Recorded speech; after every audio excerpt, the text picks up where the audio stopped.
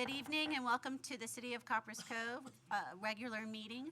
It is 6:10, September 16th. We'll start with the invocation by our city manager, Ryan Havilah, and then followed by the Pledge of the Allegiance. Please rise with me. Please pray with me. Heavenly Father, we come to you this evening and we give you all thanks and praise, Lord, for the opportunity that we are here today, the freedom that we have to conduct a business in a free society, a free speech, and be able to take on the business of our community for our residents, our taxpayers, our customers, and that you give this body wisdom and guidance as they make those decisions. In Jesus' name we pray. Amen. Amen. And for the pledge? I pledge allegiance to the flag of the United States of America and to the republic for which it stands, one nation, under God, indivisible, with liberty and justice for all. And our state's flag. Honor the Texas flag. I pledge allegiance to thee, Texas, one state, under God, one indivisible. You can now be seated.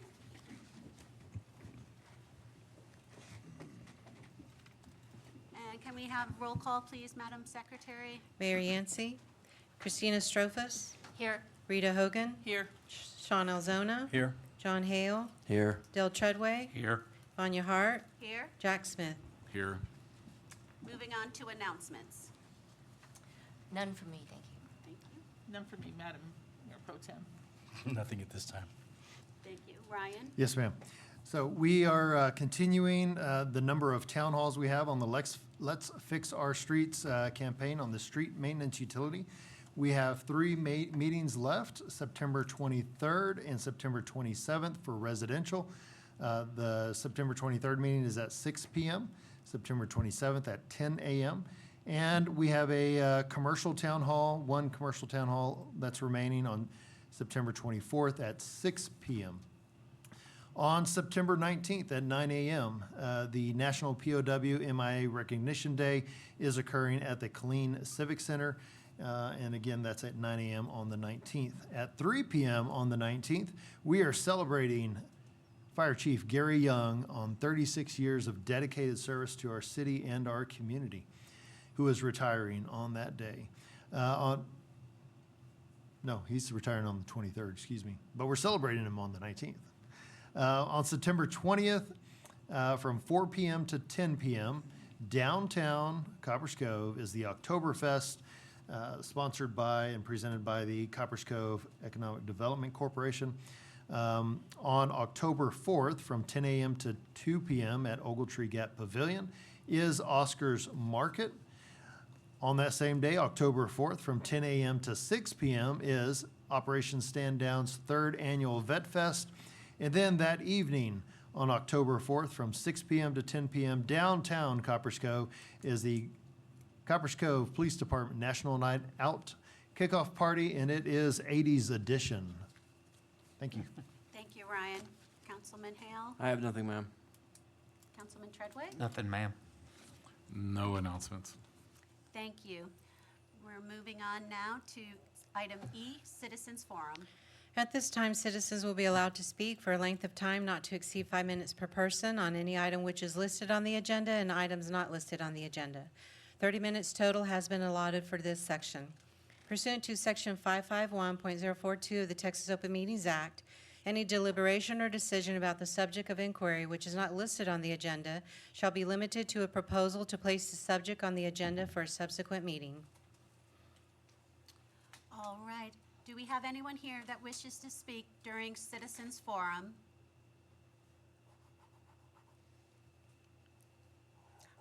I'll ask again, is there anyone who would wish to speak during Citizens Forum? Okay, seeing that there is no one to speak during Citizens Forum, we're going to move on to item F, Consent Agenda. All matters listed under this item are considered to be routine by the City Council and will be enacted by one motion.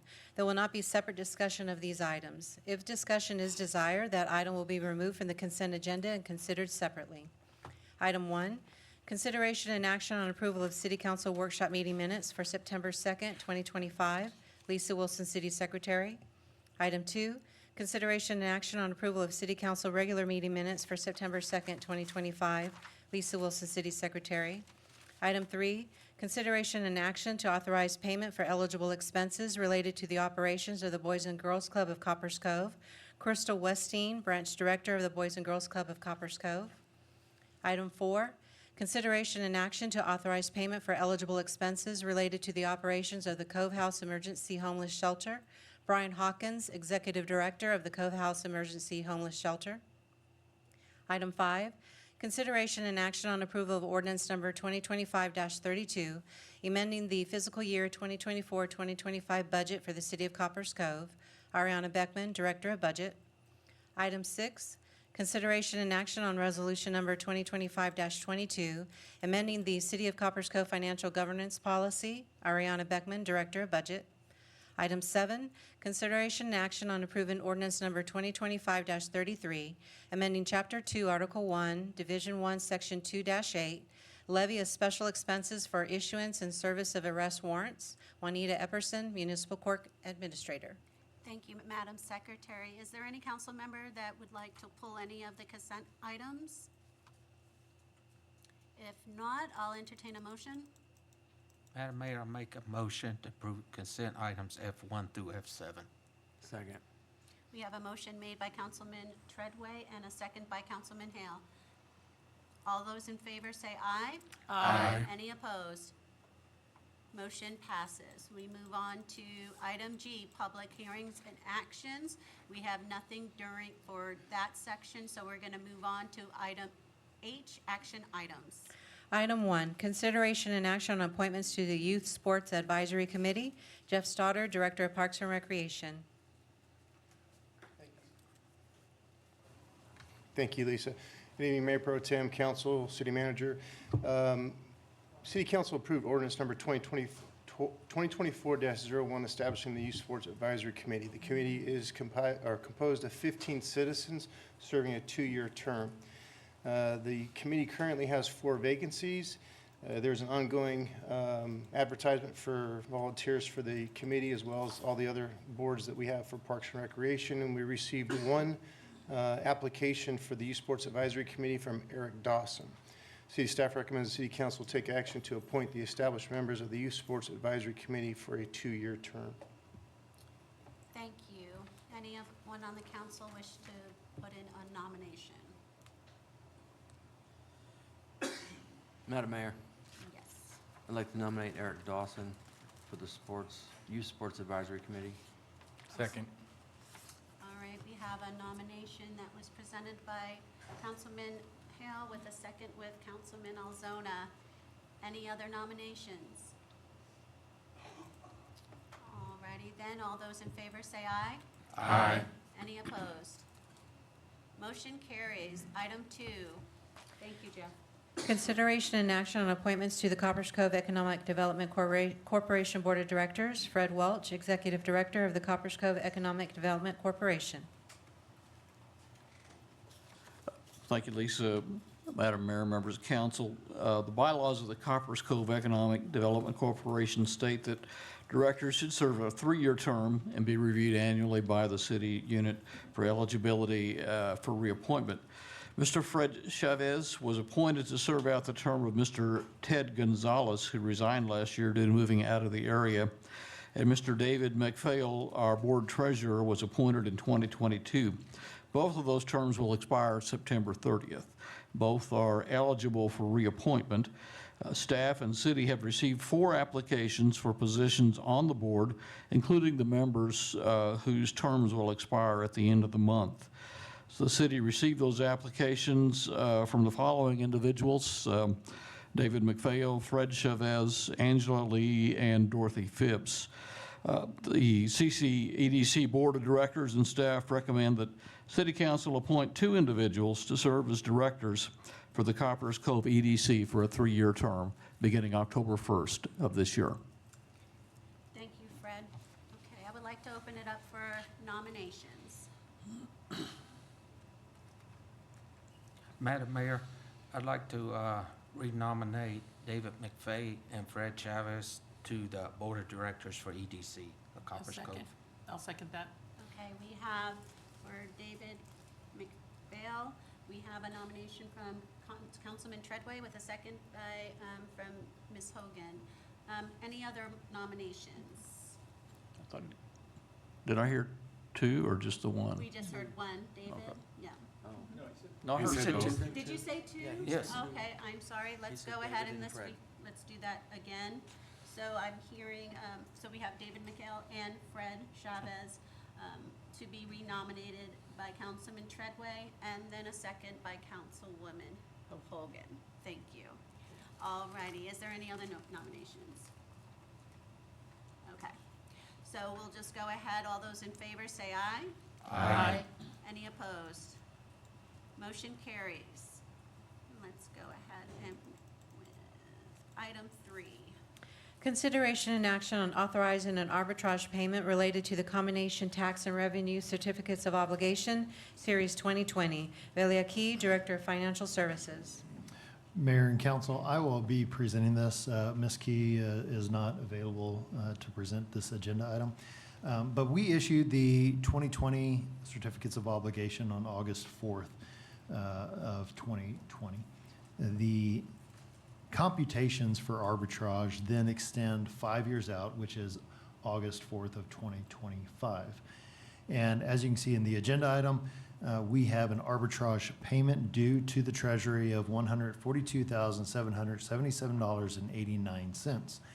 You can also see in the agenda item, which is in the findings and current activity section, that based on the date that this was issued and the calculations in which the Treasury Department requires us to perform those calculations, which is based on the interest rate in which the 2020 certificates of obligations were issued, stated that we can only earn interest of $58,100.52.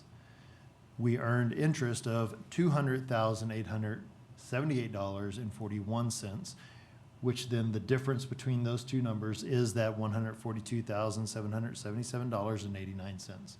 That must be paid back to the Treasury. What this essentially means is, based on the date we issued, the interest rate in which we issued that debt, and the investments that we put those proceeds in, we earned $142,000 more than what the U.S. Treasury said we can earn with this certificate of obligation. And so with that, we are required to remit that amount to the Treasury Department. We do have a deadline in order to submit that, which is at the very beginning of October. We wanted to make sure that this was before council to authorize that payment. Staff's recommendation is authorizing me to submit that payment to the U.S. Department of Treasury. Thank you, Ryan. Discussion? All righty then, I'll entertain a motion. Madam Mayor Pro Tem, I move that we authorize the city manager to submit payment in the amount of $142,777.89 to the Treasury Department to comply with the 1993 Treasury regulations related to arbitrage calculations of the combination tax and revenue certificate of obligations, Series 2020. Second. Okay, I hear a motion by Councilman Alzona, second by Councilman Hale. All those in favor say aye. Aye. Any opposed? Moving on to item 4. Consideration and action on resolution number 2025-23, nominating candidates for the Board of Directors of the Coriel Central Appraisal District. Ariana Beckman, Director of Budget. Thank you, Lisa. Good afternoon, Council, Mayor Pro Tem, City Manager. The Coriel Central Appraisal District Board is responsible for key functions such as approving the district's budget and also appointing the chief appraiser. During the 88th legislative session, Senate Bill 2 made changes to the Texas Property Tax Code that created staggered 4-year terms for board members beginning January 1, 2025. The current election will fill 2 seats, each for a 4-year term, running from January 1, 2026 through December 31st, 2029. The city is entitled to nominate one or 2 candidates by resolution, and those nominations must be submitted to Coriel CAD no later than October 15, 2025. In order to qualify, the candidate must be a resident of the district for at least 2 years. Employees of taxing units are not eligible unless they are elected officials or members of governing body. After nominations are submitted, Coriel CAD will provide a ballot, and votes will be allocated based on each taxing unit's share of the property tax levy. So staff's recommendation is that City Council nominate candidates and approve the attached resolution. Thank you, Ariana. Okay, discussion, anyone? Madam Mayor,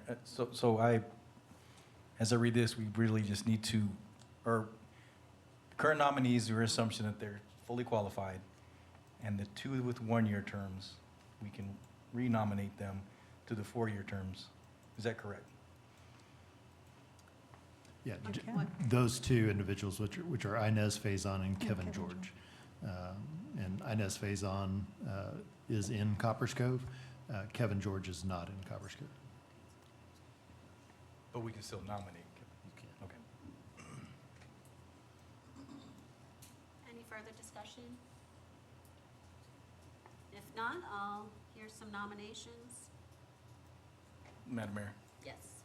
I move that we nominate Inez Faison and Kevin George to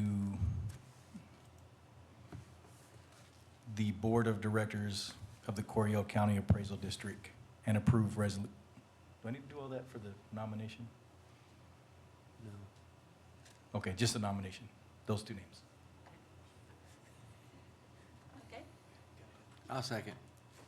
all right, I'm hearing nomination for Inez Faison and Kevin George.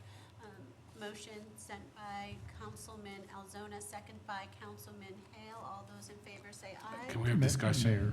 Did we discuss? No, Oh, I thought I opened up the discussion. no, I didn't hear it if you did.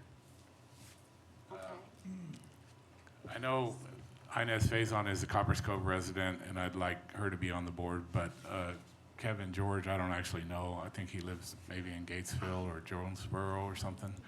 And I think we should nominate someone closer to home, even if it's a member of our city council.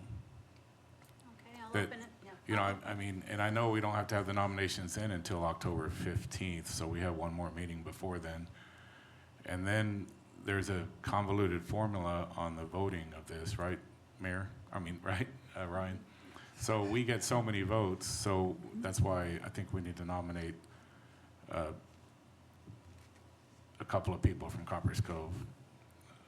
Unless someone knows Kevin George. I'm sure he's a great guy, but I think he would be more representing the area that he lives. Is there any other discussion? I can support that and modify my nomination. Okay, yes, I nominate Inez Faison. okay, And I'll still second. okay. And so the second, we're just going to leave open till maybe the next meeting. Am I understanding that correctly? Well, we need to find a candidate by the next meeting, and I should have done this earlier today. Normally, Brady Diaz has been serving from the city of Copperas Cove, but she's already, she's not up for reelection. Normally, it was every year that we had to elect the board members, but now it is 4-year terms, and she drew the short straw and got to stay on for a couple more years. Okay. So how we're going to do this, so we're going to go ahead and nominate, I'm going to, yeah, so I'm hearing nomination for Inez Faison by Councilman Alzona, second by Councilman Hale. For the second nomination, we will just go ahead and delay that until our next meeting in order to select another person at that time. Is that what I'm hearing? How we can do that? I'm okay with that if we can I mean, find somebody by the, You guys, is that what you want to do? what is our first meeting in October? October 7th. October 7th. And will that give you plenty of time to get it in? Yeah, I mean, I will just copy this agenda item and bring it back. Okay. All right. Go ahead, Rick. Mayor Pro Tem, since you have a nomination on the floor, I would recommend that you withdraw the motion as you characterized it, and then take a motion to postpone this item until October 7th. Okay, Ryan. Thank you, I like that. Okay, so we're going to withdraw the motion that was on the floor, and what we're going to do is postpone the nomination of Inez Villazon, and we're just gonna postpone this item until our next meeting, October 7th. Okay, thank you. Okay, you're most welcome. Thank you, Ariana. Okay, moving on, I believe we are on item 5. Consideration and action on approving the advancement of Sean Stevens from Senior Director of Business Retention and Expansion to Assistant Executive Director. Fred Welch, Executive Director of the Copperas Cove Economic Development Corporation. Thank you, Lisa, Mayor Pro Tem, and members of council. The revised and adopted bylaws, as recently approved by both our board and city council, allow for the assistant executive director to act in the absence of the executive director performing those duties that would include things like payroll check and just signatory authority in the event of whether it be resignation or sickness or whatever. This just allows for continuity within the organization so we don't have any hiccups along the way. I'm not planning on going anywhere, okay? But it does provide for good succession planning. The EDC Board of Directors did act on this advancement for Sean at its meeting in July. This evening, we're asking council to do the same.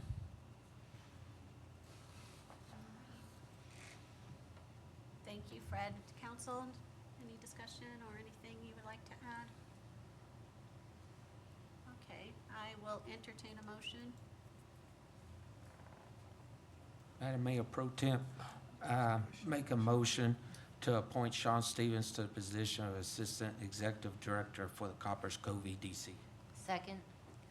I hear a motion by Councilman Treadway and a second by Councilwoman Strophus. All those in favor say aye. Aye. Any opposed? Motion carries. Sean, I just want to say congratulations to you. It's been a privilege being your council liaison, and you guys are doing wonderful things. You've got a great team over there. You're most welcome. Moving on to item 6.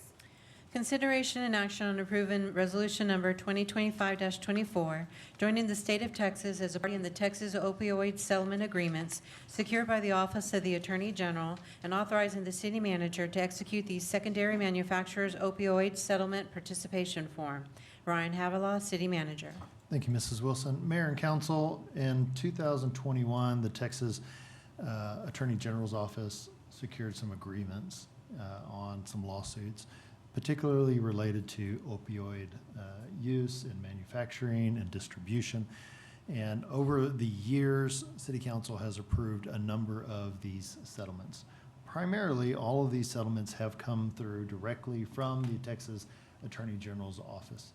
This one is slightly modified in that it is also part of a national settlement that occurred in which the Attorney General's office participated in, very similar to how we have participated in all the previous settlements that you have taken action on.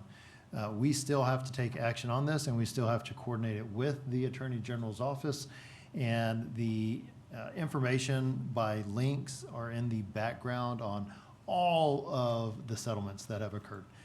This is kind of the last of those settlements. These are called the secondary manufacturers.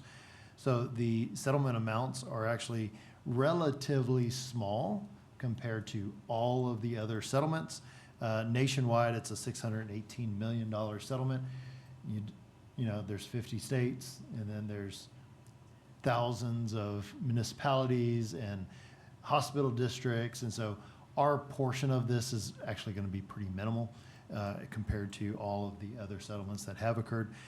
But it is our recommendation that you approve the attached resolution so that we can participate in this settlement also. Thank you, Ryan. Discussion? Okay, I'll entertain a motion. Madam Mayor, Yes. I make a motion that we approve resolution number 2025-24, authorizing the city manager to execute the secondary manufacturer settlement participation form. Second. Councilman Hale for the motion, second by Councilwoman Hogan. And all those in favor say aye. Aye. All those opposed. Motion carries. So we're going to move on to item I, reports from staff, outside entities, advisory committees, and boards. Item 1, City Manager's Report. Ryan Havilah, City Manager. Thank you again, Mrs. Wilson. Mayor and council, I just wanted to provide a quick report. Now, the background has all of the projects and activities that I usually provide some type of report on. I don't intend to cover those except for the street maintenance, utility, town halls, and meetings. And really just wanted to provide a very quick and brief summary. It's not an official written summary of any kind, just really from what I have seen, what I've experienced, and the discussions that we've had. But we have held 4 town hall meetings up to this point, 2 commercial, 2 residential. We have also met with 4 individual civic groups or clubs over the last 2 weeks also. And the general consensus is an understanding that our streets need some improvement and some work. There's an understanding that we're at a score of a 60 PCI back in 2022, and that over time that has slowly started to slip because we have not invested in those streets. There's also an understanding through those meetings that the attendees that have been to those meetings, that it takes resources, money, to put into improving our streets. The overwhelming consensus is that for commercial, the rates that have been drafted and proposed are not acceptable to the business community. The fact that there is a cap of $2,500 for a rather large business compared to many of the small businesses in town, and comparing that cap to the actual rates prepared and drafted for those small businesses, again, is not acceptable. Many comments, especially on the commercial side, about that this fee will put them out of business, many of those small businesses out of business, or they'll have to sell because they don't want to have to deal with that increase in expense. And many questions on or recommendations on how to make it better. And so, one, I do appreciate all of you that have attended all or some of those meetings, and some of you have attended all those meetings, almost all those meetings. But many of you have heard a lot of those comments. On the residential side, again, quite a few comments stating that they don't like the fee, they don't want to see the fee, but also still an understanding that streets do need to be worked on, streets do need to be improved. Many times we've been asked about how long is this fee going to last, and we've provided them very honest, direct information that our streets are supposed to last forever, and the fee would likely last forever as well. Recommendations have been shared on how to fund this in other ways, through other taxes, through jumping on with the gasoline tax, through an additional fee on vehicle registrations. And so we've received all of those comments as well. There have been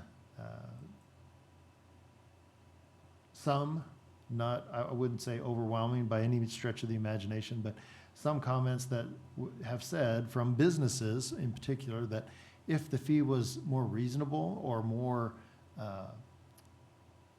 aligned, and the word equitable we used in our presentation, so that word got used back to us, that if that fee was more equitable in terms of if the large businesses have a cap of $2,500, then those other businesses should be able to follow that same kind of trajectory or percentage on their fees as well. So a lot of common sense recommendations and ideas. Some comments were just that, were comments. And then we had a lot of questions. But overall, I think the sense is that the business community does not at all accept the current proposal. We did send out through our utility administration department the proposed fees for the businesses that we had an email address with. And I think there were only just a small group of those that we did not have an email for those businesses. So all of those estimates have gone out. And so those businesses are aware of what those possible fees are. Last night's meeting was the most well-attended town hall. This entire room was full, eventually only standing room only, and it lasted until 9:15, about 9:15, and it started at 6 o'clock. So very long time, but I gotta give Scott Osborne a huge thanks and appreciation because he has been at all of these discussions. He has been able to really provide excellent information to those in attendance, those who have asked questions, those who have provided comments, done a great job on giving the official presentation on this as well. He's taken the time to really coordinate the flyer, which was done by our public relations team, so thank you to them as well.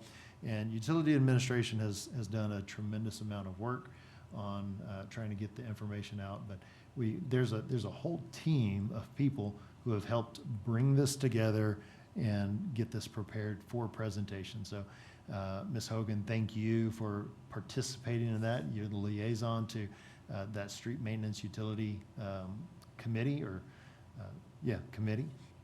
And so thank you for your recommendations and your input on trying to get us to where we're at this point. So that's the report, Mayor Pro Tem, and if y'all have any questions or comments, I'd be happy to take them.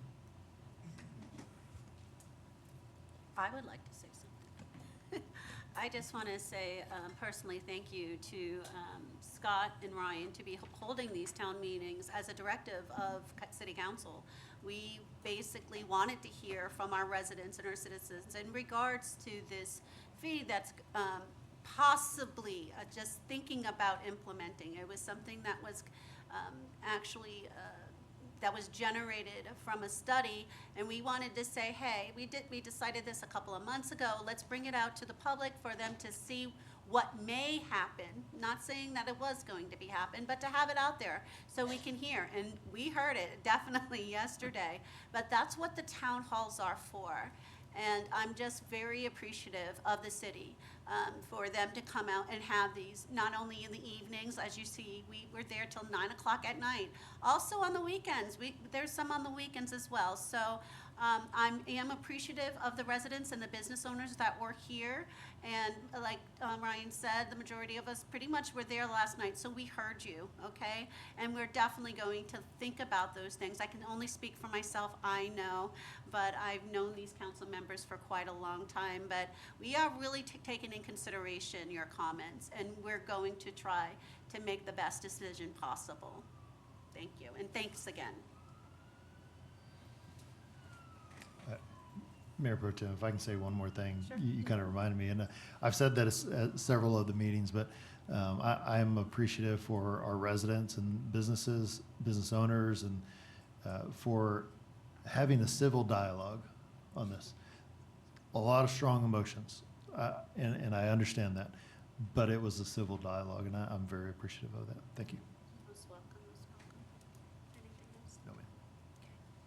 All righty, so we're going to go on to item K, executive session. We do have 4 items there. Item 1, pursuant to Section 551.072 of the Texas Government Code, City Council will meet in executive session to deliberate the purchase, exchange, lease, or value of real property related to the Fort Hood Land Exchange. Item 2, pursuant to Section 551.072 of the Texas Government Code, City Council will meet in executive session to deliberate the purchase, exchange, lease, or value of real property related to Project Spring in the Narrows Business Park. Item 3, pursuant to Section 551.087 of the Texas Government Code, City City Council will meet in executive session for deliberation regarding the offer of financial or other incentive to a business prospect referenced as Project Hometown Hero.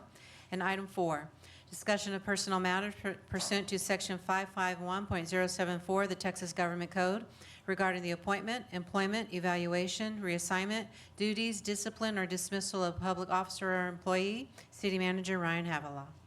Okay, it is 6:46. We're going to go into executive session.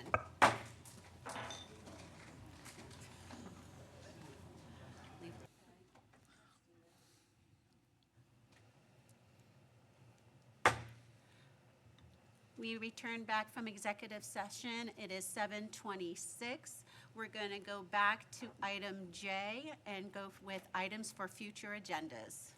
Nothing for me. Nothing for me. Nothing, Madam Mayor Pro Tem. I have nothing, ma'am.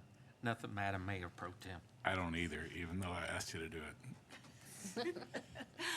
I would like to ask for an excused absence for September 2nd. I support that. Support. Support.